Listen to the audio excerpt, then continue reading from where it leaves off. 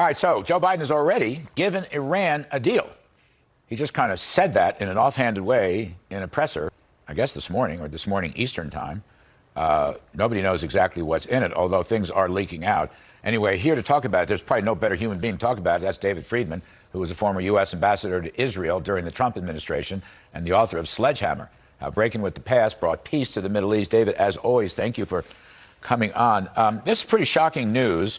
As I was telling you before, I was on the phone with Senator Haggerty, a successful businessman, our former ambassador to Japan, foreign policy expert. He had not heard of any of this.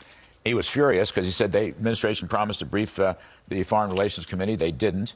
And then I read, now this is from Richard Goldberg, who's a national security guy in Republican administrations, has this nugget. I'm just going to leave this with you.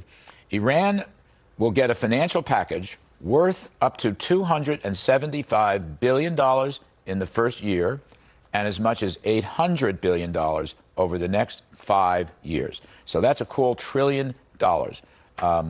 I'd use the word jaw-dropping, but even that's not enough. Yeah, it's astounding. I'm in Cabo, Mexico. It's 2:20 p.m. on a Monday. And if I log into my seller's dashboard right now... It's shocking. And let's just start off, Larry, with recognizing that Iran is still trying to kill some of our friends. All right, that's the Iran that we're talking about. Right? And whether it's 200 billion or 500 or a trillion, what are they going to do with the money? They're going to build a hospital. They're going to build a school. They're going to build more ballistic weapons.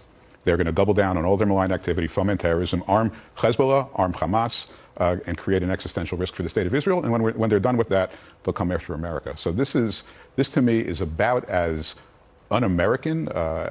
You pick your adjective, but it is a terrible, terrible direction. We've laid out for Iran what we're willing to accept to get back to us on the JCPOA. We're not going to wait forever. I mean, I'd like them to wait forever. I'd like them to wait forever to put it on the table. This just comes out of the blue, all right? And this is a shocker. And also, David, as you well know, but I'm reading constantly, even the UN arms inspectors say time and again they can't get in there to inspect, and Iran won't let them get in there.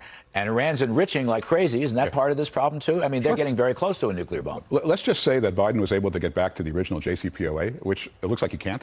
Looks like this will be JCPOA minus. But even if he got everything he wanted, we're talking about